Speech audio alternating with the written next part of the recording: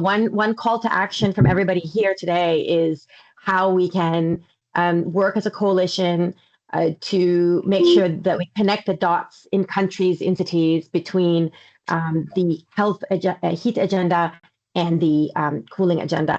I think another area that's evolving quite strongly in the coalition is the linkages between national and subnational action. Again, heat is something that's tackled very much in cities, and we see that with Beat the Heat. The presidency put that on the agenda. But we can't tackle heat one city at a time only if we're really going to save the world from the heat crisis, if I can say it like that. So we need to make sure that the cities are working closely with their states and their national governments. And I think that's a really important agenda that we hope that, with the city networks, with the countries, with various partners here who are helping on Beat the Heat, we can link those two agendas closely. And support countries to work with their cities to tackle heat in a way that allows scaling. So whether that's disaster funds, whether that's housing, affordable housing, whether that's integrated planning. I know, for example, in Brazil, they've asked us to update their cooling plan with heat. So these are some of the directions we should be thinking about as a group. And I'm sure many of you are already doing work on this, and it would be great to see how we can elevate. And the last is, of course, actually it should have been the first, but in all of this, we had the Global Cooling Pledge, and it's a living thing. It's not a pledge that was signed and just signed and then we go on to the next agenda item the next year. It's something that grows. We went from 63 countries to 75 countries now. Well, almost 75. There's one that's about to sign, 74, if I'm going to be accurate. We have 250 cities that join from the Beat the Heat. The partners keep growing. So it's a living thing. It took us a little bit of time to take a step back, to change this in governance of how the Cool Coalition now deals with these a huge amount of countries and this pledge infrastructure. What do we do to make sure we monitor, where we support implementation? What are the mechanisms to make this work? I think we've progressed, we've succeeded, we've put in place an intergovernmental committee. The governments put that in place. That's currently led by UAE, chaired by UAE and Brazil. Those countries will be meeting in Singapore. We had the first meeting last year where it was just the countries, and this year we're opening that up. So we want everybody, and we have an implementation mechanism, EPIC, right? Many of you have heard about EPIC, where countries are making requests. Cities can also soon make requests on how to implement the pledge and the subnational pledge. And what we're going to do in September in Singapore, which you will hear from my colleagues today, is to invite all of you to actually help implement some of these requests through dialogues and through forums that we will have there with the countries. So it'll be the first time that we actually bring together all of the countries with the multi-stakeholder community, all of you, to focus on implementing the pledge together with these countries and cities. If anybody's not muted, please mute. So that's it for me. I think I had three main points, and I think I've given them: implementation of the pledge with all of you. And that will be, first stop will be in Singapore. The second is making sure we connect the dots between national, subnational action, and making sure that we connect the dots between heat and cool. So with that, I think I can hand over and back to Graham, and I think Lenio. Thank you. Thanks very much. Thanks very much, Lily. And thanks very much for your continued leadership. Without your drive, enthusiasm, we would never be where we are today. Well, we wouldn't be here at all. So thank you very much. So if we can go to the next slide, please. Yeah, well done, Rob. Big clap, round of applause for Lily. If we can go to the agenda, if we may, please, Chloe. So so this is the agenda, and you'll see there's quite a lot here. Okay. These are some examples of some of the activity that's going on. And the Core Coalition is an open, transparent organisation that relies on us all working together. And you'll see some of these examples of organisations helping countries to deliver what we want to do as part of this meeting is we want to be able to accelerate that, leverage that activity, and culminating in a meeting in Singapore. So we'll talk about that in a bit more detail as part of this. Okay, so if we can go to the next slide, please, that would be great. I'm going to give a quick update on what the Core Coalition's about, but also where we've got to, sort of reinforcing some of the key messages that Lily's just mentioned. So go to the next slide, please. So for those of you that weren't around in 2019 or have forgotten, you know, we're a global cooling network. We were set up and it was an amazing achievement, getting 250 partners to agree on a coalition on cooling. It was a fantastic agreement. And so you'll see some of the logos here. And the three outcomes that we were looking at was knowledge exchange, action, and advocacy. All three of those. And you'll see some examples of some of these in the next slides. Go to the next slide, please. And these are three of many achievements that have happened along the way. And starting on the left-hand side, those of you will may be familiar with the last Global Cooling Watch report called the 3 Degrees, published at last COP. And these documents are amazing documents that are based upon science and evidence that chart pathways to decarbonising and accessible cooling. And then in the middle, you'll see, sorry, go back one, please. Report, Rashmir is going to be talking to IFC on actually how we finance it. And then the final one on the right-hand side was the elevation at really high level, Secretary General talking about extreme heat from the UN. Next slide, please. And critical to that has been mobilising political will. Things happen if you get our key politicians involved. And there's been some fantastic achievements. Lily's mentioned one of them, which was the pledge, but there's been others as well, G20. And as Lily mentioned just now, cooling is just going to continue to be raised at international meetings. G7, I think was a key highlight. Go to the next slide, please.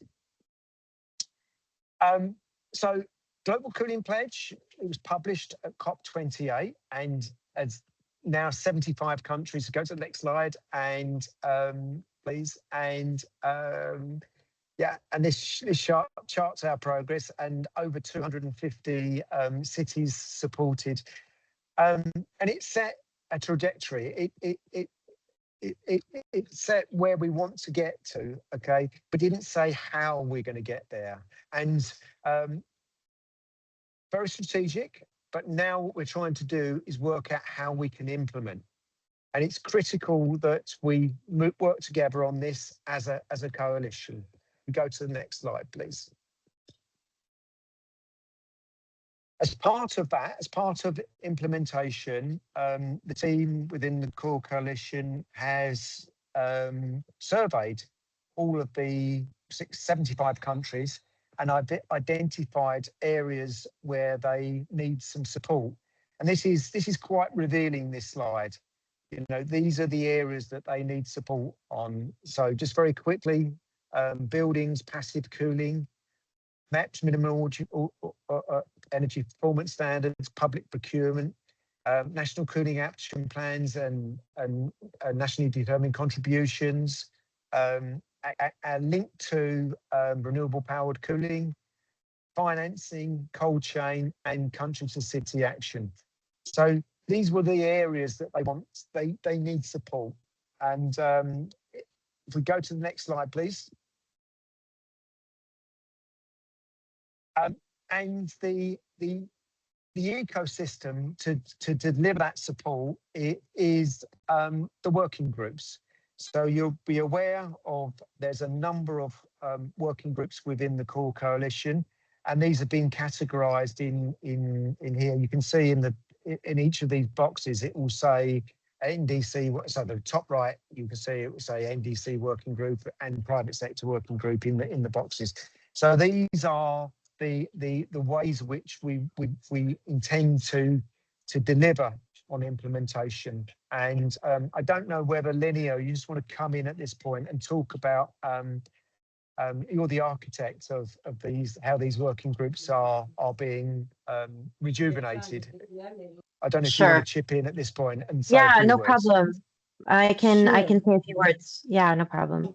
Did you say Lily or Lenio? Sorry, was that maybe you said Lil Lenio? Because I heard Lenio's voice. I'm gonna get back to you, Lenio. Yeah. I think it was Lenio. Was it Lily or Lenio? It was Lenio, but Lily, you're always welcome to chip in as No, no, no, well. no, no, no. Pass over. I'm happy. Sorry. Names I are. was actually I was actually just gonna say what Lily said in the beginning. So it's all it's all a big it's a coordinated message, which has to do with the fact that we've been really trying to restructure, and we've been talking a lot with Graham and Lily and the rest of the team about how to make sure that we can deliver best, and how can this includes how we create more effective working groups that are more ad hoc and more specifically targeting the type of actions that Graham just mentioned in the previous slide, which is what the countries really have been asking for.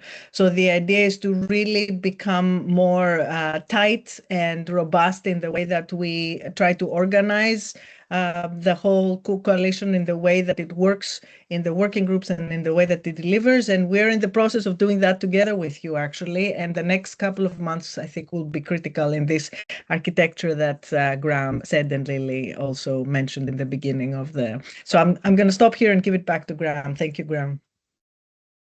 Thanks very much. And I failed to mention something called EPIC. And EPIC is firstly a fantastic acronym because it stands for Enabling Pledge Implementation Including.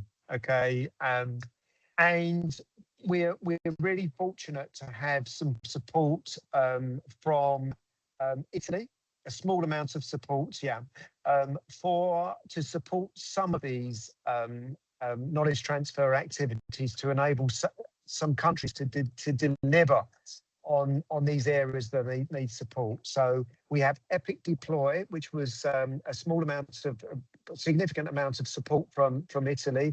And also we have EPIC Solutions, which is some funding from the Clean Collaborative. And I don't know if Axim is on the call. I don't think she is.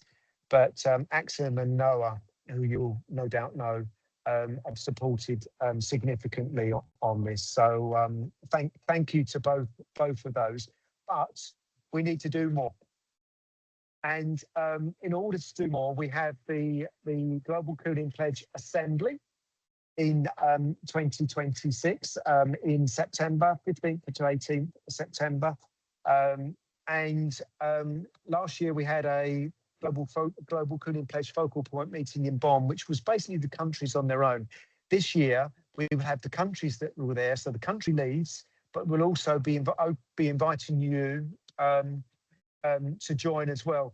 And the idea is to have some roundtables where you'll be able to contribute to identifying how you can help each country to work out what they need to do, how they can support their pledges for the Global Cooling Pledge, their commitments for the Global Cooling Pledge. So that's the purpose of the assembly. I don't know if Lily, if you do want to say anything more about this at this point. I'm inviting you now, Lily. Okay, sure. Yes. I mean, I think just to say we look forward to, we have about 50 requests through EPIC, which is, I would say, more like a technical assistance facility where countries make requests on pledge implementation. And so we look for, this meeting is really the first meeting that, as I said, brings together the Intergovernmental Committee, which will be on the first day, which is a closed door meeting of the governments, then discussing on what they want to collaborate on, then brings together the governments on the second day and the third days, with the coalition to look at supporting countries with implementation roundtables and trainings. And so we look forward to working with you to prepare these implementation roundtables with you and the countries and the cities who will also be there towards Singapore So I think that one of the main objectives is to be able to announce at the outcome of Singapore certain implementation agreements between partners and countries, and to be able to have, really capacitated countries at their request on the various topics that they find are really important for them. At the same time, as Singapore has really taken leadership to show that the two topics I mentioned at the beginning of the call today, which was connecting the heat and cool agenda, as well as the national to subnational implementation, those are very important for Singapore government. And the minister took a very leading role on Beat the Heat, as well as the whole government Ministry of Sustainability Environment. And so there will be strong leadership from Singapore in also inviting cities for study tours and trainings, as well as all of the other countries and participants, to really showcase this agenda. I think Singapore is also very exemplar on this agenda. They recently established a heat office that coordinates across the government on heat and cool. They've done a number of different actions on cooling from the built environment, passive nature, all the way to district cooling, to ACs that are using ultra low GWP refrigerants, so the whole package. And I think it's really great to support Singapore in their leadership by kind of corralling as a community behind them and making this assembly a success. So I think that's where I'll leave it. And this call is really the beginning of kind of inviting you in to work together on this towards the September meeting. I hope that helps. Back over. Thanks very much, Lily. Yeah, no, that's great. Very, thanks very much. And so that's where I'm going to stop. But before before we get to the next set of speakers, I just wanted to say a big thank you to the Cool Coalition team. There's lots of people that work in the background. So Chloe and Mary Sophie and Amir, Anya, and I think Vitor's on the call as well. And apologies if I've missed someone from the Cool Coalition team. I can't look through. There's a lot of people on the call, so I can't look through the whole list. But all this happens. All the work of the Cool Coalition happens with the colleagues working hard in the background. So well done to them. Lily, you wanted to say something. Go on. Sorry, just one more thing. I realize it's a multi-stakeholder call. We focus here on the partnerships in this call, but I know that there's a lot of countries also participating. And I think to the countries, just to say, there's still an option to make, we will be opening a second round of EPIC for requests, technical assistance requests before. So that's one thing to mention. And the second is that for some of the countries, you're leaders on certain areas, and maybe you want that to be showcased. I mentioned here, I don't know, Adalberto, I know he was coming in and out today because he's in two calls, one, I think. But for example, Brazil is really taking a lead on, as I said, linking their subnational heat plans and at the subnational level to their national planning on cooling, and seeing how they can integrate the heat planning at the subnational level into that longer term planning. I think I know that in some of the cities in India, they've done together with, I think, some peer-to-peer transfer between Singapore and, for example, Bhubaneswar. They did an integrated plan on heat and cooling. So, the countries on this call are also leaders in various sectors or may have very specific agendas that they would like to address. And we'll be discussing that in the focal point meeting with countries. But I wanted to just remind that you're also our partners for this, and that we would invite your suggestions as well on how you want to work with various partners in this call to either showcase what you're doing or dive deeper. So that's it. Sorry. Thanks very much, Lily. That's great. No, it's really, really important that you highlighted that. Okay, so we're gonna move on, if that's okay, and we've got a few talks, very short interventions, 5 minutes, please. And the starting section will be on cross-cutting policy updates. So I'm going to hand over to Dr. Majid from RECRE. So 5 minutes, if possible, please. National Cooling Action Plans. These are an example of the work that's being carried on. Over to you. Thank you very much, and thanks for the kind invitation to be with you today. In fact, we are showing the results of our collaboration and strong partnership between the governments in the region, the UNEP Coalition, the Climate and Clean Air Coalition, and RCRE, of course, the Regional Center for Renewable Energy and Energy Efficiency. We have been, in fact, cooperating in developing several products that would help the region. The first that we successfully have now a regional methodology tailored to MENA region, and it was critical, as was highlighted by Lily, to consider the context in the region here, the high temperature, heat waves, etc. And of course, the rising urbanization demand in the region. So now we have the methodology finalized, built upon the coalition global framework, adapted for the unique MENA context and also needs. And we have organized a regional workshop serving, in fact, attended by more than 70 experts from 15 Arab countries. This was just last October. And we are happy that we are now producing for the first time this MENA guideline on how to produce an NCAP in 3 languages, Arabic, English, and French.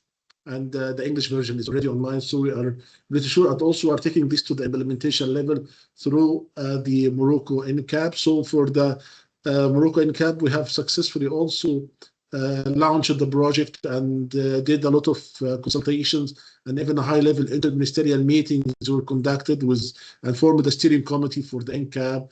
And we have, in fact, several meetings and gatherings that now we have are ready to launch a national cooling action plan that is fully acknowledged and endorsed by the Moroccan government and reflecting the needs in Morocco. And in fact, this was for the first time based on the LEAP methodology. So they use the advanced modeling techniques that we would be happy to transfer the knowledge that's built now in the MENA region for all African countries, and we are discussing that. But moreover, we would I would say, successful exercise on developing the MENA methodology and the guidelines is, in fact, being looked at by the League of Arab States. And next July, hopefully we will showcase and disseminate the guidelines and invite the Arab countries, 22 Arab countries, to join us in a planned regional training to how to apply the methodology, and also to show the development of the Moroccan and also the Djibouti NCAP. For the Djibouti, we have done already we have launched the consultation for the NCAP and the steering committee for NCAP just last May, and it was very much a successful event that is was even featured in the public media, television, etc., highlighting the importance of this for the country. And through this kickoff meeting, also we presented the concept, the data collection exercise that has been conducted already, and also how we will for the next step, how we will move for the next steps. And we received a request from His Excellency, the Minister of Energy in Djibouti, to accelerate the process of producing the NCAP so it can be produced within the coming 4 months. So hopefully we'll have it ready also in our upcoming meeting to disseminate this at the regional level. So expecting in September, late or October maximum, to have officially launched 2 NCAPs for the MENA region in Djibouti and in Morocco, and first Morocco and then Djibouti, and also expect, please, to see that this is an officially endorsed document at the ministerial level through the League of Arab States very soon, inshallah, hopefully, inshallah. So this is, I hope I haven't not exceeded the 5 minutes that you requested me to do, but this is where we are right now, and thank you for bringing us on board. Thank you very much. Yeah, no, that's great. Thanks, Dr. Majed. And, you know, this is a really good example of how core coalition partners help countries. And going back to the map that we showed earlier on, developing NCAPs is one of the areas that's needed support. So actually producing guidance on how to do it and examples, etc., is precisely what's needed. So really well done, and thanks very much for your support. If we can move on, if that's okay, we can, and feel free, anyone's got any questions, please use the chat. please use the chat. We'll put them in. And Dr. Majed, if you see questions there, feel free to come in and answer them. But our second speaker, again, it's a cross-cutting area. It's Tilly from SE for All, who's going to be talking about sustainable cooling access. And that's one of the requirements of the pledge, is to making sure we're sustainable, and we also make access as well for agriculture, fisheries and cities in sub-Saharan Africa. Tilly, over to you, please. You've got 5 minutes. Great, thank you, Graham, and hi everyone. Nice to be here and see you all. So yeah, I'm Tilly Lenartovich. I work for Sustainable Energy for All, where we are working to elevate ambition, strengthen capacity in country, and drive investment as well across energy, climate, and development. But where I specifically work on sustainable cooling, and I think in the interest of time, I can probably go quickly through the next 2 slides, Chloe. So I think the main message on the first 2 is just that in sub-Saharan Africa,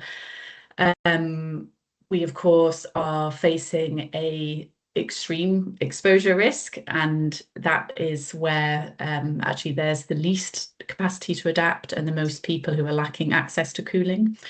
But then there's also a huge opportunity and a lot of solutions that work. So on the next slide, we know passive cooling in buildings, vernacular architecture, traditional architecture that can be scaled and expanded is really appropriate and can be scaled, as well as for example, nature in cities that can lower temperatures in cities. And then in the cold chain side of things, there's a huge opportunity and a value that can be reaped. So 600 billion was estimated to be the size of the annual cooling market in 2050. So I'm going to talk just about two initiatives that are kind of informing policy or implementing policy. So the first on the topic of cold chains. So this we know that cold chain or sustainable cooling, fridges, etc. It's not a silver bullet, and there's not one size that fits all. But there is a great opportunity, and we know that they're most viable and kind of proven across dairy, fish, and specific horticultural value chains. We see a really a big upstream opportunity, so where large private companies might be handled downstream, cooling centres in urban centres. We're focused on kind of the upstream community level cooling to help local producers preserve fresh and catch and preserve their produce. So this particular piece of work is in Madagascar, where fish form a crucial part of the nation's nutritional input. But there's a huge estimated loss of fish production at the producer level due to rapid spoilage. And in this country, they're also facing huge climate and heat compounding risks. And just the map there, the one on the left, kind of more in the center, just shows kind of these main fishing areas against the number of hot days. So this kind of overlap that we see, these high heat regions that are also reliable on fish. So our solution and where we're focused is on data-driven planning. So this is something you see across a number of our work, but for cooling in particular, we have the agricultural cold chain analysis and prioritization tool. So this is an open source geospatial optimization tool. And we're working with the government in Madagascar to help ministries, investors to identify settlements where there is high potential for productive use of cooling, and therefore de-risking where these investments can be and facilitating this kind of cross-dialogue conversations across the different ministries within energy, agriculture, and fisheries. And you can see there some of the output on the right, some of the kind of, it's static, but it's nice to see it when it's all kind of moving and you can explore this. And some data there as well on food spillage and kind of the return on cooling investment. This is something we're also initiating in Mozambique. And then on the final slide, so we in addition to the cold chain, agriculture, fish side of things, we're also working more focused on urban populations and those who are highly vulnerable to heat there. So, for example, people living in kind of substandard homes, or women, pregnant people who face higher risks or more sensitive to heat. And there's a huge challenge with data and kind of fragmented data across census and climate, and health surveillance. And we're trying to tackle this, so partnering across our network to plug these data gaps. So and also provide the analysis that subnational and national governments can use to identify where the vulnerable populations are, and then what the appropriate solutions might be for those particular locations. So this covers a number of kind of sub initiatives that we're working on, but one of those is a data tool, another one, so the Open Building Insights tool, where we provide data at the building level. So the left-hand image is from an output of that tool, so looking at kind of dense informal settlements in Kenya. And we're using this data to help Kenyan counties specifically with their data and analytics to create investment-ready heat action plans. So where they're looking at, rolling out cool roofs in schools or upgrades to markets, we can use the data to identify those, quantify, and yet really help them articulate the financial proposals really to potential investors. We're also developing maps that raise awareness, generate knowledge. These will be featured in our upcoming Nigeria Sustainable Cooling Country Brief. We also have one that's coming up for Indonesia, as well as informing methods for evaluating the impact of nature in cities, which is informing the Nature for Cooling Challenge that we're supporting with UNEP. I've whizzed through it, but I hope I've maybe saved some time, so I'll stop there. Thank you, Graham. Fantastic. Thanks very much, Tilly. And you've sort of whetted the appetite of colleagues. And there's someone who's come in and said they're interested. Kevin has come in and said we're interested in helping with cold chain innovation discussions. So that's the exact purpose of the coalition, is to work together. So great presentation and well done. There's some questions, Majid and Tilly, in the chat for you both, I believe. So if you could have a look at those. We're going to move on, and we're going to move on in terms of the thematic update. So we mentioned we have a working group on extreme heat and a working group on passive cooling. And these are some of the activities that are going on that are aligned to those areas. So I'm going to hand over, first of all, to Rio John Peter Silitonga, who's a senior officer at the Asian Centre for Energy Efficiency, who's going to be talking about a roadmap. So over to you, Rio, please. Yeah, thank you so much. First of all, allow me to, thank you so much for introductions. Allow me just to thank in advance for UNEP and also Cool Coalition for inviting us to this very important event. I think it is happy to support the cooling pledge. And we have seen some progress also in ASEAN supported by UNEP.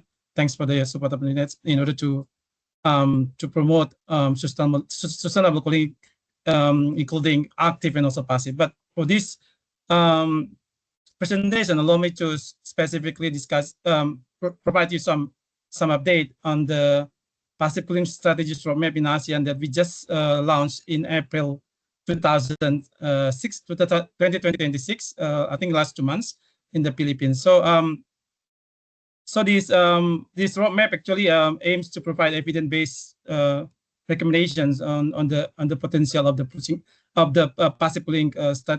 passive cooling technologies in the ASEAN region. So this is just the background driving the importance of the passive cooling strategies from in ASEAN. I think as you can see in the slide, this is just the funding regarding the trends of the impact of extreme heat in ASEAN.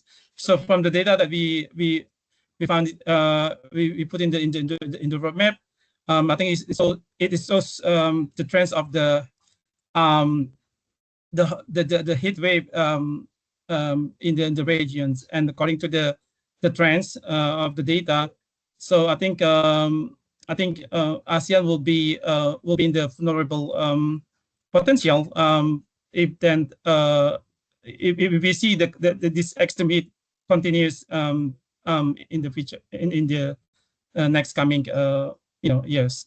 Next one, please. Next one, please. Okay, so this is just the background of. Sorry, can you go back to the building consumption? Yeah, I think just to show you, I mean, from our ASEAN Energy Outlook data, just to show the importance of the passive cooling in order to reduce the energy consumption in the building. According to the Outlook, building has significant shares in the total final consumption. So the passive cooling strategy is playing very critical role in order to reduce the final consumptions of the building sectors in ASEAN. Next one, please. Yeah.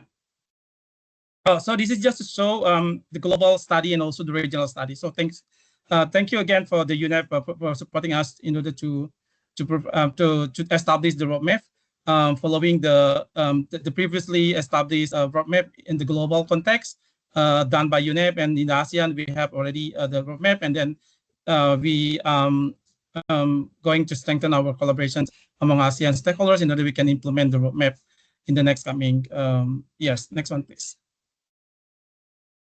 So this is just this is how we actually convince the stakeholders in ASEAN. So we saw them why we actually aims to push forward the passive cooling roadmap in ASEAN. So we saw to them the potential of the passive cooling strategies from our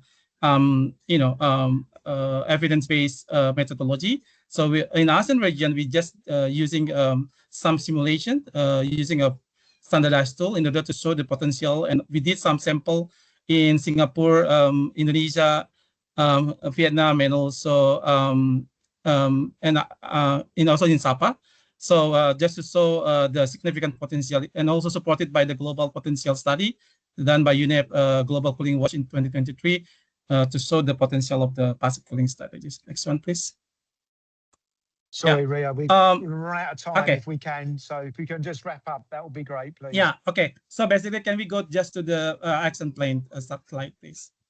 So, okay, just the slide. So to the last slide, please. Okay, so this is just a methodology and then the funding of technologies that commonly applied in ASEAN. Next one, please.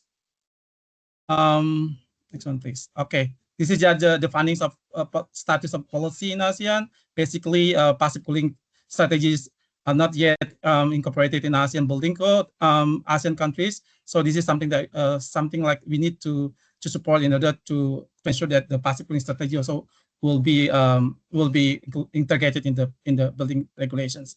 Next one, please. Yeah, this is just the super result that we did in order to support our findings. Next one, please. Yeah, this is the recommendation that we provide among variety of the stakeholders, policymakers, developer, finance, and designers. Basically, we targeting the policy could be integrated, could be harmonized across ASEAN member state in order to, and also we saw the potential of investment for developers, finance gap, and opportunity, including the design impact for the designers. Next one, please. Thanks very much, Rio. Okay. I think. All right. So this is just the timeline. So we started from 2025, from the foundation 2026, and hopefully by 2029 we can accelerate the impact of the passive cooling strategy by promoting market transformation financing. And hopefully the passive cooling beyond 2023 will be able to to be fully implemented in ASEAN. Yeah, thank you. I think that's all my presentation. I thank you and look forward to collaborate with you in order to promote passive cooling in the ASEAN region. Thank you. Thanks very much, Rio. And you had so much to tell us. And we're going to move on, if that's okay. Rajan was one of the pioneers of the Global Cooling Prize and going to be talking about climate resilient built environment. Over to you, Rajan. Thank you. Thanks for inviting me here, and we talk about 3 activities which we are doing out of my university. One of them is on heat stress and health. Second one is trying to take an advantage of a concept called thermal anesthesia, and how do we really work on a personal environmental control systems. I'll talk about that. And a third little bit of work on heat island and urban scale energy work. Next slide, please. So the first one, heat and stress. What we are doing in 4 or 5 cities with another organization called SEWA, Self-Employed Women's Association in India, as well as with the Harvard University. We are working with home-based workers, trying to figure it out what's their environmental conditions under which they work.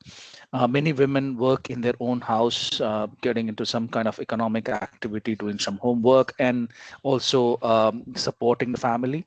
What we're doing is we are monitoring their house environments or residential environment in terms of temperature, relative humidity, and so on and so forth. At the same time, we are also looking for some kind of evidences where we can say that yes, health and heat are closely related. So all of them are being given a mobile phone and a gadget, which it's a sort of wearable, which tracks their heart rate, which tracks their sweat conditions, and so on and so forth. As of now, we have deployed this for 6 or 7 cities. So what we also do is that regularly we take blood samples and try to look at what's kind of environment which is going on. So it's about quite a bit of work. About as you can see, 9.5 billion work. The surveys is been taken up in 28,000 discrete measurements over about 1,000 workers across the country. Next one. This is the one. Next one, please. Yeah, this is where we are trying to look at the physiology. The middle, second one, please. Yeah, we have in India, we are looking at a lot of cooling shelters, but when you have optimized energy conditions, as well as you need to start looking at health aspects of the cooling centers, there are other ways of looking at it, and not just cool the entire room, but just provide a certain kind of cooling to certain body parts and provide a thermal anesthesia. Thermal anesthesia is basically some kind of thermal pleasure for a temporary stimuli in a body, which gives you a little bit of more comfort. So trying to develop certain kind of prototypes which can be placed in public areas, and one can get a thermal pleasure for about 15-20 minutes when somebody is hitting the heat stroke. So we are developing some of the prototypes based on personal comfort systems. And the third work which we are doing in city of Ahmedabad, please next slide, is looking at a little bit more in terms of local area plan, green solutions, not just looking at the ward level, but also hyperlocal conditions, the kind of trees, and trees also do get affected by heat. So how do we really maintain the health of the tree so that they can really provide us a kind of shade which we want, at the same time provides enough oxygen during the daytime. So healthy tree is also very key, along with the healthy people, if we really have to look at that. So we are looking at those conditions and going beyond land surface temperatures, which generally comes out from the satellite, and also trying to model some of the advanced work by which we can calibrate the newer satellites which are getting launched by India, and looking at just beyond the land surface temperatures to look at the urban heat. That's it from my side. About 4 minutes 30 seconds, and I think 30 seconds is for you. Thank you. Thanks very much, Rajan, and the email address is there, and it's great that we learn from each other.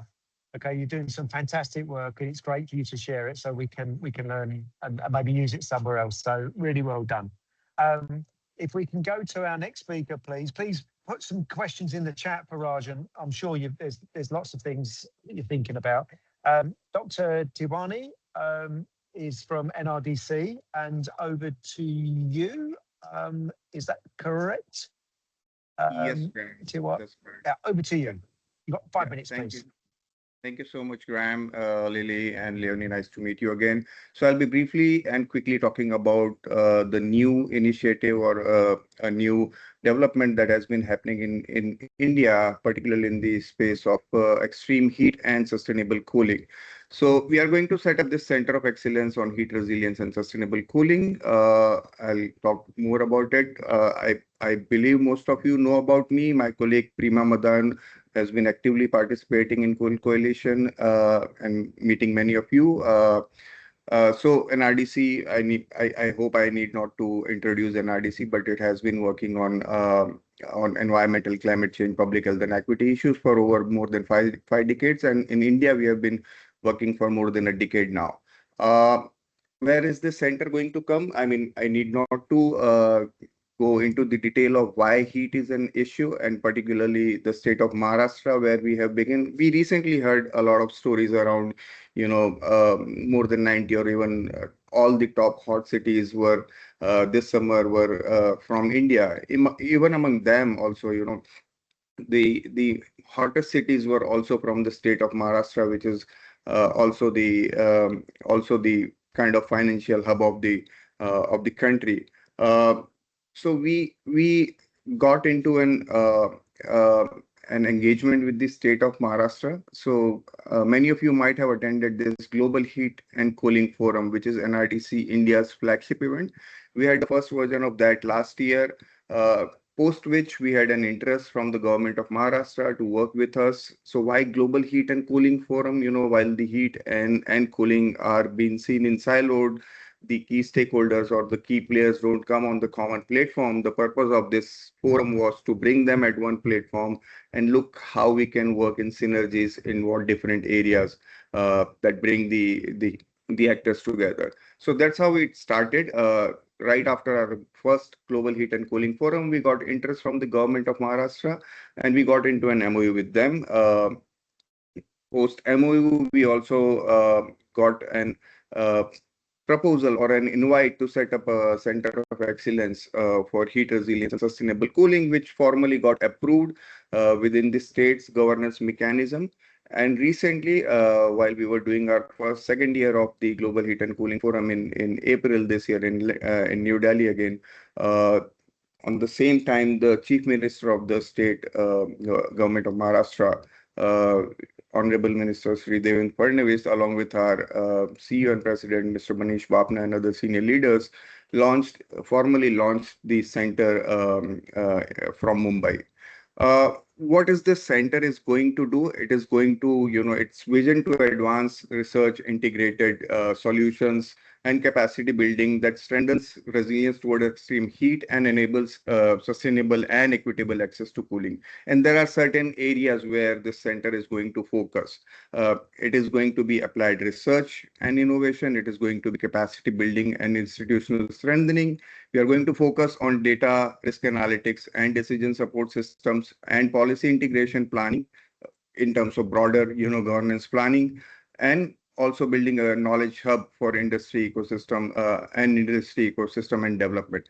And that's where we see, coalition as an opportunity to integrate with us, to partner with us. There are various areas as we proceed further, as we develop the center further. We are looking forward. We are seeing the opportunities to partner on various activities on various platforms that the center is going to serve. It is going to start with the activities in the state of Maharashtra, but eventually planning to scale it at a national level and also at a regional level in times to come. So these are some of the broader areas where we invite the partners, coalition partners to come join hands with us as we put together the plan, the work plan, and the strategies for the center in the coming few months. We are happy to, join hands and collaborate to take the agenda of heat resilience and sustainable cooling together. I think that's it from my side, and I'm happy to answer any questions in the chat. Thank you. Over to you. Thanks very much. Yeah, thanks very much, Dr. Tiwari. And I really liked in your presentation how you identified areas to collaborate, and that's fantastic. So well done for doing that. If we can move on to last speaker in this section. We have Dr. Eric Macris, who's Senior Manager from WRI, who's going to be talking about the Cool Cities Lab. And can someone who's got their microphone not muted, could you mute it, please? Over to you, Eric, please. And you've got 5 minutes. Thanks very much. And I neglected to send my slides, so if it's possible for me to share my screen, I don't have permission right now. But yeah, I'm sharing about the Cool Cities Lab, which is a data and analytics product that WRI launched in March with about 25 cities included. We've now had over 200 cities requested and are working to share critical insights about urban cooling in many more places. So a little bit more about that. So similar to Cool Coalition and the Heat implementation drive, we have a strong emphasis on infrastructure, thinking about passive cooling and nature-based solutions, how they can help cool cities. Unfortunately, what we've learned from our stakeholder research is that most urban decision makers feel like they don't have access to the information they need to make informed decisions about this. So that's what we've really set out to address, with a focus on 4 different areas of closing the information gap. Relevance to questions that users are asking, decision makers are asking, scalability, the ability to apply these insights to anywhere in the world and have them be locally relevant, completely open data ecosystem, and then being able to provide human scale relevant insights. So we've gone through a considerable process of over several years of co-creating these solutions with users through workshop surveys, user testing, data feedback. These are the places where we currently have Cool Cities Lab launched and available. And over a dozen of these places are also Beat the Heat committed cities, and we've worked to add Kisumu, Teresina as in part through demand through Beat the Heat cities, and we'll be working on supporting some workshops in Kisumu and elsewhere in the coming months around using Cool Cities Lab as one critical input into developing cooling action plans. So just a little bit more about Cool Cities Lab and how one can use it.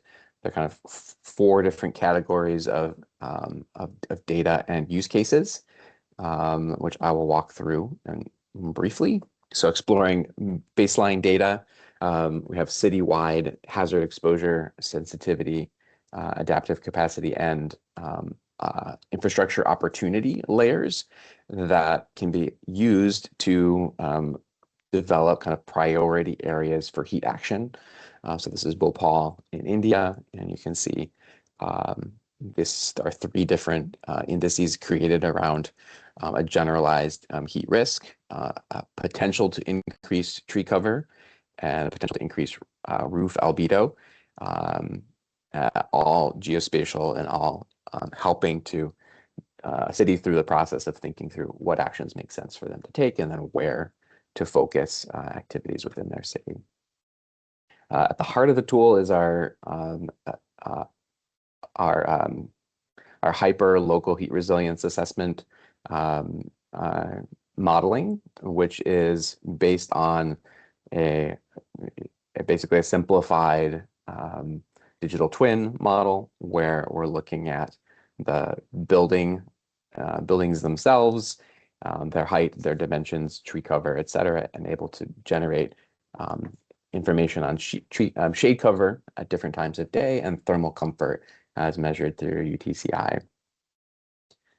And then looking at not just baseline conditions, but also the impact of different infrastructure scenarios. So in this case, modeling new trees planted throughout a district in Cape Town, being able to look at the impact on thermal stress, shade cover, and air temperature of implementing, in this case, over 3,600, planting over 3,600 new trees. And you can see that that's reducing thermal stress by up to 9 degrees Celsius in strategic areas along pedestrian areas.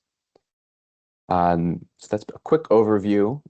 We'd love to have you join the Cool Cities Lab community, check out the tool, and would love to take your questions in the chat. We are looking forward to supporting many more cities through Beat the Heat and otherwise.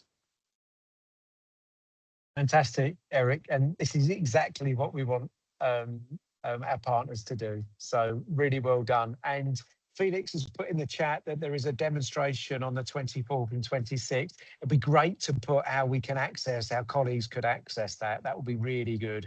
If there's a link, or maybe the QR code that you presented before was sufficient. But yeah, it's really, really great work. Thank you very much.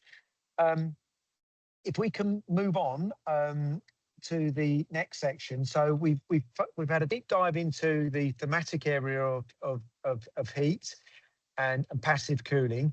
There are other working groups as well, so you'll be able to, there's similar activities going in those other working groups. If we go into the next section, I think, yeah, is about how we scale. So this is a general opportunity, and Simon from IRENA, International Renewable Energy, not sure I can't remember what the N stands for. You can tell us what the N. It's just renewable energy, yes. Agency, yes. Yeah, yes. Okay. So renewable energy, you're going to find out much more about what's happening, and cooling is a critical asset here. So anyway, over to you, Simon. You've got 5 minutes, please. Thank you very much. Actually, the E could become electrification. COP31 presidency announced last week. We were all there, the 35 by 35 in Bonn. So thank you, Graham, and thank you for the Cool Coalition for making this space. So I wanted to make a 1 point under the 5 minutes and make it fast. The same cooling load that everyone's in the room is worried about, the one that threatened to break tropical grids, is the largest untapped flexibility resource on the planet. We can either keep treating it as a problem, or we can start treating it as a resource. UNEP, ARENA, we want to treat it to make it the default option. So here is the scale. ARENA roadmap that backs the 35 by 35 announcement by the COP31. Half of the power demands in net zero will be in buildings, and inside the buildings, cooling is the single largest new load in tropical and subtropical economies. Cooling is also, by a wide margin, the most shiftable in time loads in a building. So you can pre-cool, you can ride through a peak, you can store cold in water, in ice, and so on. This is what demand side flexibility for cooling actually means. The technology exists, the economics works, but what is missing is the institutional and policy layer to make it visible to the grids. So this is not about turning air conditioning down or asking people to basically sweat. This is about aggregating millions of cooling devices with thermal storage, with digital control into virtual power plants that can absorb surplus, renewable, shave peaks, relieve feeder congestion, and respond to grid signals in real time. We see that as evidence across the world. Australia has turned this work in scale with 500 megawatt VPP delivering grid services equivalent to a large coal plant. California, Germany, UK all have now operating model. The Global South, nonetheless, has pilots. What is missing is the policy and regulatory framework that lets the Global South move from pilot to a portfolio. We have estimated that in our latest roadmap for the COP31 presidency, we need around 10 times today's grid flexibility by 2050. Cooling flexibility is the lowest cost answer to this gap. It can be deployed not in decades, like transmission, it can be deployed in months. It can be deferring grid infrastructure investment. It can integrate distributed renewables, and critically, it can be done in a way that improves and not degrades thermal comfort, because thermal storage lets you pre-cool when power is cheap and clean. So let me make this very concrete on what we're doing. We want to work together in a partnership to deliver, first of all, a technical hub, I would say, that integrate pilots in Southeast Asia, Philippines. They have a distribution utility that integrating, let's say, those, and they need the regulatory frame to extend what they have done for EVs into managing cooling in commercial and residential buildings. Vietnam, PDP-8, already run a demand response program that we can build on. And the list is long. Malaysia, with the Johor data center loads, much of it is cooling, has gone from 10 megawatt to 2.7 gigawatt in 2 years. In each country, those pilots are appearing. We need to provide technical information, and this is a technical hub. So I come here with the ask. The Global Cooling Pledge and the assembly that Graham, you presented, should come and should treat cooling flexibility not as a side conversation, as a deliverable. National Cooling Plan written in the next year should explicitly, and this is what we want to work with countries to include flexibility components with thermal storage, but also grid services alongside efficiency and refrigerants. And that should give minister a concrete financeable model to take home after the Global Cooling Pledge Assembly. So if we can land, and I will close here, a single shared position on cooling as a grid resource, supported by ARENA and UNEP and others there, we can change the conversation not only at the assembly, but also on COP31 on the action agenda. And the question is not whether we can draft the position together, is that whether we can wait, or can we wait more to include that into the priorities of the Global South? So thank you very much.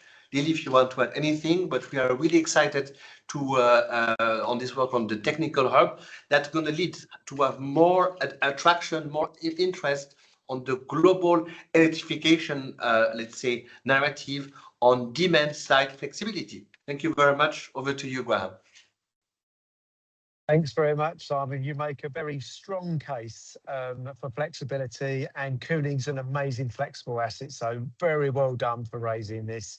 Our next speaker is going to be talking something quite similar. Is the need for data, and actually data will be critical in flexibility.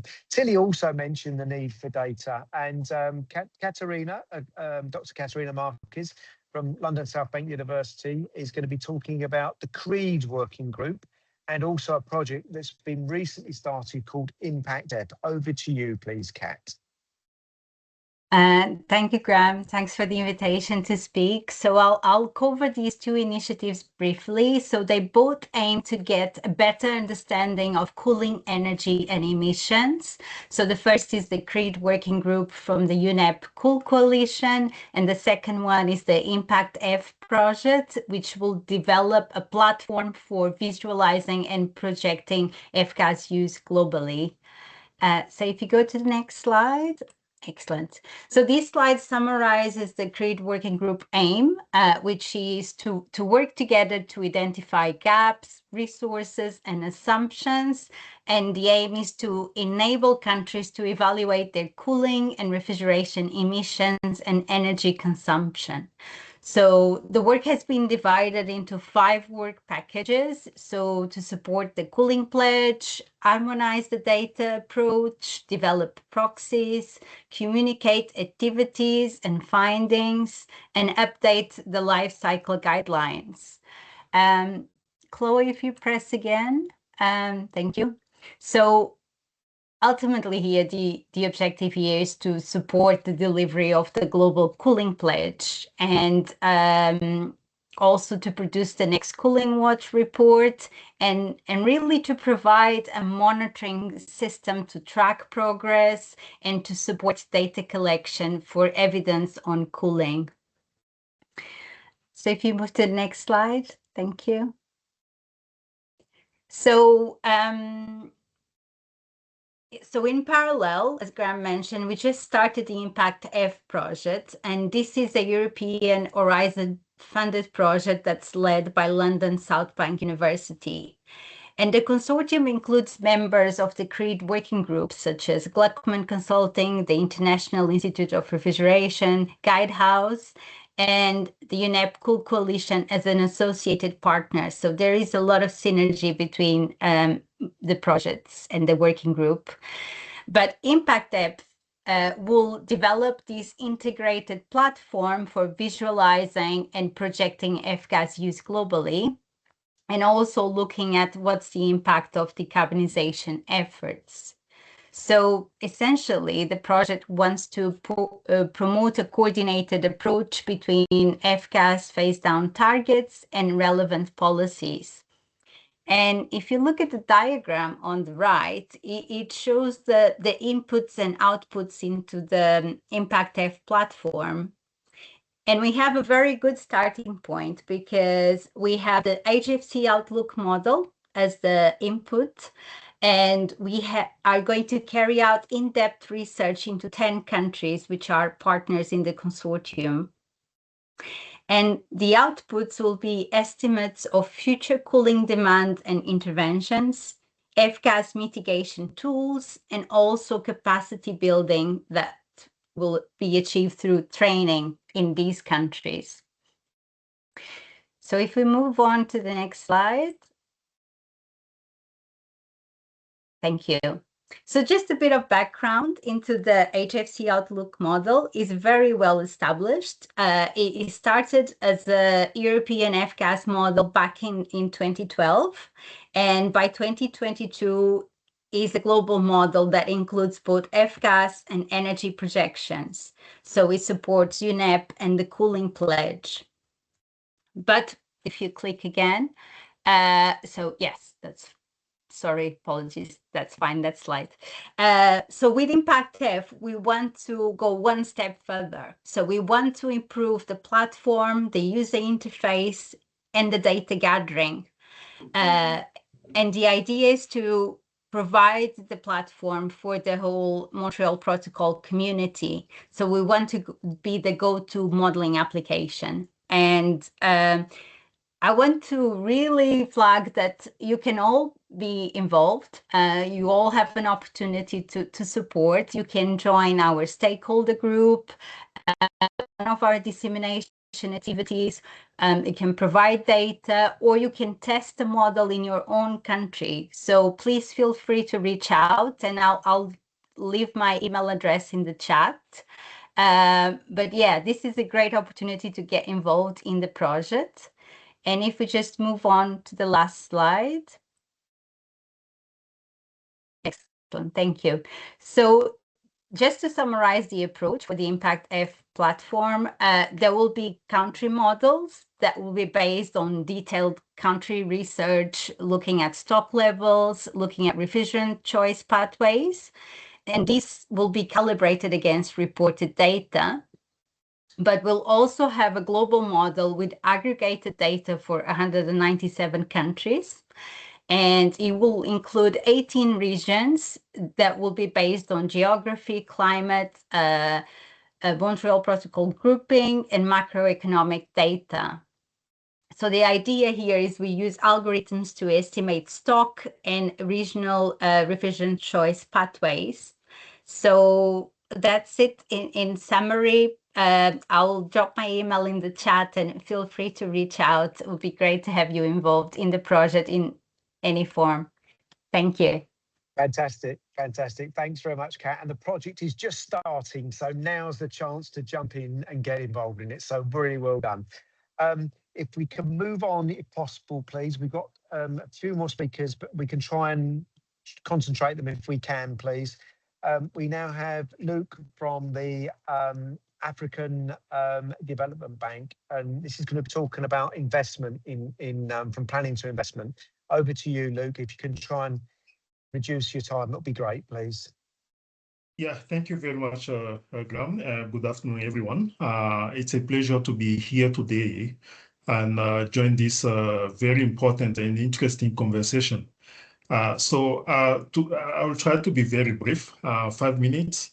So I think one point I want to mention quickly is that at the African Development Bank, we see cooling as a development priority issue. And I think you all agree with me that we get to really look at cooling as a standalone sector. So while the bank does not have like a dedicated cooling program, cooling is very relevant across our energy efficiency operation and market transformation for energy efficient appliances, including energy efficiency energy efficient cooling appliances has been identified as one of the key strategic intervention area in the energy efficiency space at the bank. So under our the second phase of the energy efficiency market development program, which is a TA program that the bank is running, we have supported several countries in designing energy efficiency program targeting highly efficient cooling appliances such as ACs and fridges. And another example of activity is that we are currently supporting some countries, for example, Tunisia, with the development of the National Cooling Action Plan, the NCAP, and also in discussion with other countries like I think Algeria and others for the development of the NCAP. But that's one for Algeria has not really started yet. I think because for us to support a country, we need a request, and that's what we haven't got yet. But we still have room for that kind of support as long as we receive a TA request from interested government. So I think the question here is how do we move from identifying the need to actually delivering investment on the ground? And from our perspective, that's where the biggest challenge lies today, which is like moving from planning to investment programs. And as you can see, as I mentioned through the examples that I give on our work, we seeing strong progress in diagnostics and also development of strategy and policy and so on in cooling. But then the challenge is, as I mentioned, is what comes next, because there is where this is where in many cases progress slows down. So from our perspective, that transition requires a certain number of things that need to come together. The first one is policies that are implementable, projects that are well prepared and structured. Hello, do you hear me? Sorry, do you hear me? Hello. Okay. So yes, we can hear you, Luke. I was mentioning that the second element is projects that are well prepared and structured, and also institutions that are ready to deliver, and financing that is adapted to the need of the market. And the last element, and most importantly for government-led initiative, there is a need for strong political support for cooling to be considered when it comes to prioritizing resources for development issues. The Ministry of Energy can be very excited about the program, cooling program, which could be the Ministry of Environment, but the National Treasury or the Ministry of Finance has the last word. So that's where it's important to have that sort of political support. Otherwise, they will always be prioritizing other issues over cooling. So I think in addition to deploying technical assistance to support countries, the bank has been working on these different elements that need to come together that I just mentioned. And the bank approach combines public sector investments, private sector financing through blended financing approaches. And the bank has also been exploring carbon financing mechanism to support large-scale implementation of a cooling program. So I think if we look at cooling as from a technical perspective, I think we're missing the bigger picture here. And this is where platforms like the Cool Coalition play a key role.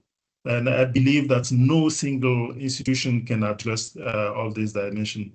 So maybe just to conclude quickly, I think I will leave you with 3 simple messages.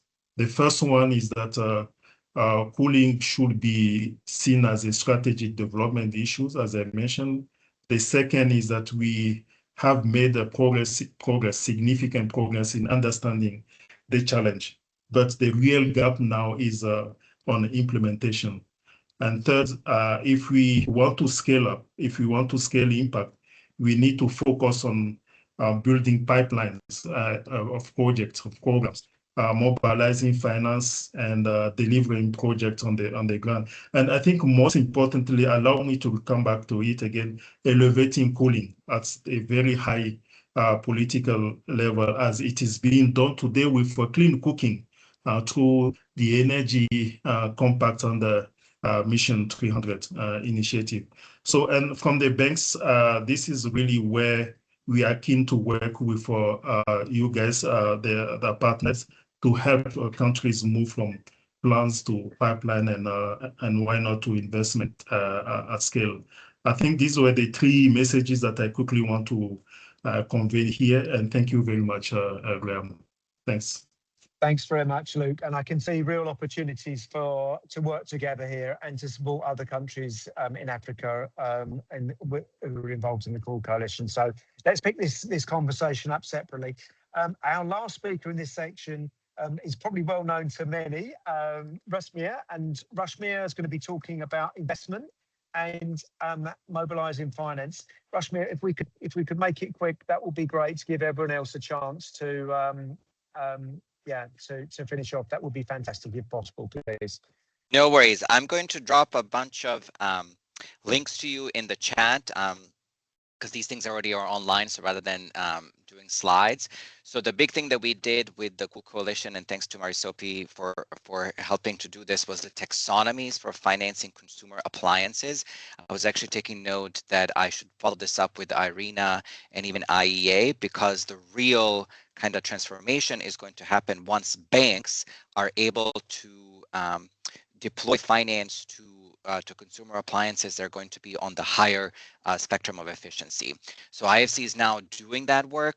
My vision basically is that we can create a new financial taxonomy, because if you notice, green finance has gone to larger infrastructure projects. So everything from sustainable transport to green buildings, it has not gone to sort of these smaller pieces in terms of SME and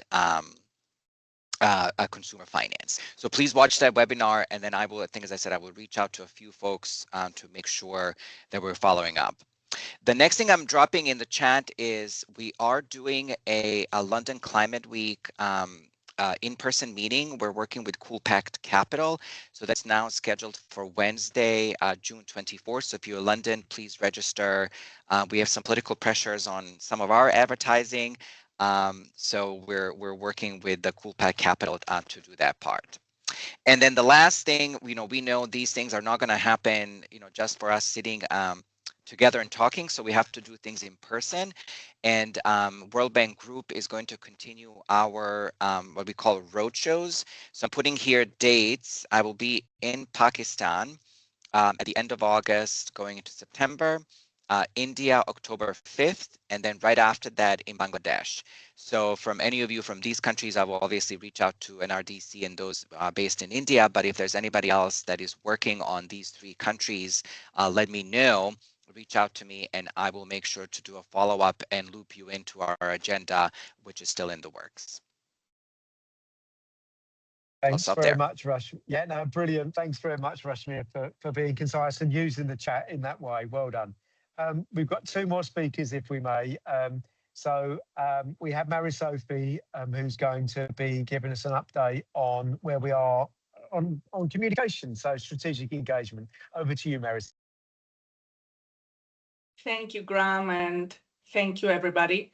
So I'm just going to go through the slides a bit fast. Basically, I have organized these slides across 4 key moments this year, during which we have moved sustainable cooling from a priority that we have been advocating for to an agenda that the world is now committing to. And the role of the Cool Coalition has been to shape how that story is being told at every step. And the first one is the World Environment Day that just happened on June 5th. It was dedicated on climate action for the first time in decades, and we had the communications activation, 50 cities at 50 degrees. We had more than 50 cities actually participating in that, and also cities that have already reached 50 degrees. And this was the year's opening signal for basically we framed that extreme heat is a mainstream public concern, and we gave it a global stage before the negotiations began at the SPs. So if you go to the next slide, you will see what has been happening for the past week in Bonn and is still going on. These are the climate meetings, the SPs, and we have had a very clear presence there. The significance is that the COP31 presidency and several member states, they took up cooling and the demand side flexibility as their own ambition. We heard that from Simon earlier. This means that our work now is less about making the case and more about stewarding a new narrative that governments have already adopted, a narrative around electrification, demand side flexibility, and how cooling can be an adaptation and a mitigation lever. So if you go to the next slide, I will take you to what will happen next week. Next week will be in London for the London Climate Action Week. And there we are going to try and convert this political commitment that was achieved during the SPs into market confidence. And we will present cooling and demand flexibility as an investable proposition for finance, for the industry, and for the cities. We have many events at the London Climate Action Week, and I will drop in the chat everything that we have been doing so far and we will be doing. And last but not least, I will move to the last slide, the Global Cooling Pledge Assembly. You heard from Lily and Graham in the beginning. So for us, Singapore is the year's defining moment. Maybe as much as COP31, because this is where the pledge becomes a coordinated global cooling ecosystem for governments, for finance, for the industry. And our communications is giving that ecosystem a single recognizable voice. We will be recognizing leadership. We will be bringing together the governments and the non-state actors in a matchmaking exercise, a high-level one, and there will be press covering this whole event. So taken together, all these four events are a continuous story for us. And that's the value that we add, the consistency that cooling is something that the world expects to see, not something that we have to explain again, but now something that we delve deeper and scale deliver-wise. So thank you very much for that. And you can contact me in the chat. Our next cool talk is happening this week on extreme heat. That's brilliant. Thanks very much, Mary Sophie. And there's great links there. And particular one, I'm interested in how colleagues can get involved in the assembly. Okay, that's the event of the year in cooling, as you quite rightly said. I'm going to hand over now to Rob.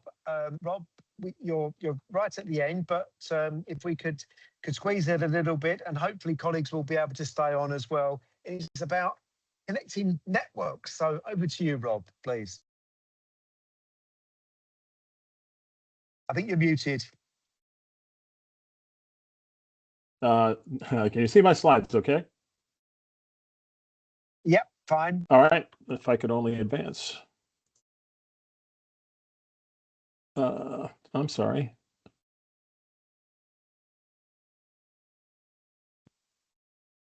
Do you need some help moving them forward, or? Well, so Chloe, you have them, right?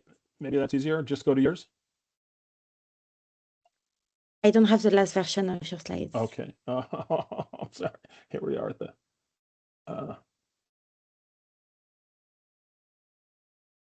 Okay. Quickly then, IDEA, we're in our 117th year. We're an industry association based outside of Boston. Our members are owner and operators. Connecting Networks is actually our 100. That's the theme of our conference, which will start next week in Ottawa, Ontario. The district energy industry is really, quite robust and widespread across North America, and there's been billions of investment occurring of late. District energy, for those of you, is basically the aggregation, integration of hundreds of buildings, sometimes thousands, and really using the scale of the cooling requirements and the heating network to deliver efficiency, resilience, and lower carbon solutions. So we're basically purpose built for dense locations, primarily urban locations, communities, campuses, clusters, healthcare. Here's a slide actually of a building I connected to a district cooling system in Cleveland, Ohio. The yellow is the before. This is electric chillers driving the demand of the building. Green is really what's happened after it was connected to district cooling. So the electricity demand in the building goes from like a camel hump to a pool table. It doesn't vary by more than 2% over the course of a year. If you're an electric utility industry, this is the type of load you want. So we can shave peak, as it was said earlier, and really be a resource to the grid. The other thing that's often sort of overlooked is when a building connects to district cooling, tremendous value can be created by reclaiming space, particularly on the roof, from equipment to tenant use, amenity, etc. So, I think when we talk about the value proposition, it's very important at a granular level that the building owners understand what they get, not just, cooling, but actually greater value out of their assets. And there's a lot of background. I'm here from IDEA. I think we represent the industry, sort of the best practice. One case in point would be in Dubai, of course. Empower, one of our primary members, is now operating connected 2 million tons of cooling, near over 90 district cooling plants. Singapore, your host soon, very supportive, very engaged with district cooling for decades. Paris is relying on district cooling as a public health initiative. They intend to double the size of the district cooling network, and Stockholm has been integrating seawater cooling for nearly 30 years. So we see continued tremendous investment and momentum in district cooling. We think the market will continue to accelerate. But I just want to share a notion here at IDEA. We think that cooling is not necessarily a singular matter, and the district energy industry has evolved over time, right? So some of our systems started, over 140 years ago as coal-fired generation in cities. Today, they're electrifying and integrating a range of technologies. So district energy really enables a quiver of technologies to be integrated. And so when you think about, a more sustainable city, we use the phrase aggregate, integrate, innovate. So aggregate the thermal loads, integrate different technologies depending on the needs of these various areas, and then continue to innovate with digital twinning and machine learning and et cetera. And so don't think of district cooling as a single source at a single point. It really becomes a strategy, an infrastructure strategy for entire cities coveraging. One thing we are seeing, and I'll be quick here, we're seeing a very important convergence happening with the proliferation of data centers and all the heat that they produce. And in Toronto, which basically provides cooling to 120 buildings downtown by using renewable lake water, very cold water, it's also supplying cooling to a data center. That data center heat is now being recovered and used for a district heating network to a large expansion area of Toronto. So what I want to share is that integrating heating and cooling can really result in very high efficiencies and more resilience and durability. We're in Ottawa because the federal government has made an investment in district energy, a 50-year concession with a total value of over $3.5 billion. They've invited us. We'll be there next week. And so the federal government, but this is a private-public partnership. So the federal government alone hasn't accomplished this. I think it's important that we collaborate, industry and government. And finally, we're hosting, in conjunction with the IEA District Heating and Cooling Executive Committee, a global cooperation signing agreement. So the industry, and this is not state actors necessarily, will be converging. We have over 20 countries signing a cooperation agreement, essentially to continue to accelerate the deployment of district energy. And IDEA, we're not going to speak for all of these partners, but I think we are certainly a through point for a number of the players in our space, particularly district energy. Best practices reside here, And we're happy to be, participating in this coalition and have from its inception. We've got a lot of programming at IDEA in the coming months and years, and inviting you. I don't know if any of you, if you're going to be in London, you certainly can't be in Ottawa, but keep an eye on our space because we share out a lot of this content. And again, I mentioned the data center working group. Final point, Global District Energy Climate Awards. We're planning for it to take place in Bangkok mid-2027, may be a point of convergence. And last point, a lot of resources on our website. I put them in the slide deck here, including a district cooling best practice guide. So please, have a look at our inventory. And that's it for Graham. That's it for me. Thank you. Yeah, that's great. Thanks very much. And there's a working group as well, UNEP working group on district cooling. So if you're not involved in it already, then you should be, Rob. I'm going to stop there and hand over to Lenio. And Lenio, some of you may know, some of you may not, but I've got a big description about how to describe her, and I'm only going to use one term. She's a top 10 person in the world as an influencer in this area of heat and resilience. So Lenio, over to you. Thank you, Graham. That was a very kind description for introduction. I want to close. First of all, I want to thank you all for staying over time, and I want to close with a couple of thoughts again about how grateful we are to the participants, speakers, partners for your continued engagement and for the contributions throughout this call. It really makes us all very hopeful and optimistic about where the solutions are and where we're going. I'd like to acknowledge the breadth of action showcased across the coalition ecosystem, from national cooling plans, demand-side flexibility, strategies for sustainable cooling access, to passive cooling, urban heat resilience, as well as finance and cooling investment possibilities. Today's discussions reinforce three important messages. One, that cooling and extreme heat are two sides of the same challenge. Sustainable cooling is not a mitigation solution, but also a critical adaptation and resilience response to rising temperatures. Second, effective implementation requires stronger connections between different levels of government, from national cooling actions to very local city-level initiatives. Progress depends on aligning national strategies with local delivery. And finally, partnerships remain essential to translate commitments into action at scale. And this is what we're here for. The examples shared today demonstrate the value of bringing together governments, cities, financial institutions, technical experts, and implementation partners to respond to country and city needs. Looking ahead, again, the emphasis and all of our efforts are leaning towards the Global Cooling Pledge Assembly in Singapore. There the assembly will provide important opportunities to strengthen engagement across the Cool Coalition and identify concrete opportunities for collaboration through different implementation roundtables that will take place there. Note that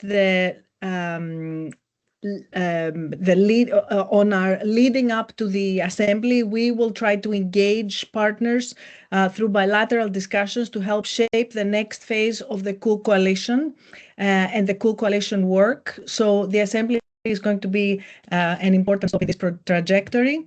The next Cool Coalition coordination call will happen following the Global Cooling Pledge Assembly, providing an opportunity to discuss key outcomes and next steps.